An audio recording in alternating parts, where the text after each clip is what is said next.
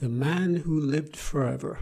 This was originally titled The Ageless Adept, and it was the first book that I published on health matters. It's a fictional account of a man who reaches a certain age in life and realizes that he's not as healthy as he'd like to be despite doing all the right things.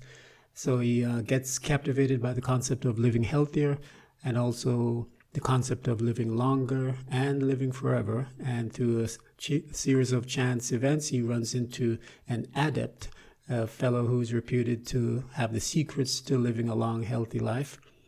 And he spends 7 days with the adept, has 7 conversations, and each chapter of the book is a different conversation, and each conversation each day ends with a recap of what was learned that day in addition to what meals were eaten. So it's a meal planner as well.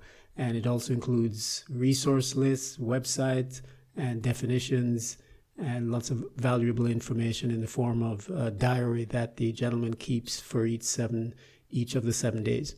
So check that one out. Might be pretty interesting. It's not just a fictional story. It also has very practical information, lifestyle information. So The Man Who Lived Forever. Check it out. Thanks for watching. Talk to you soon.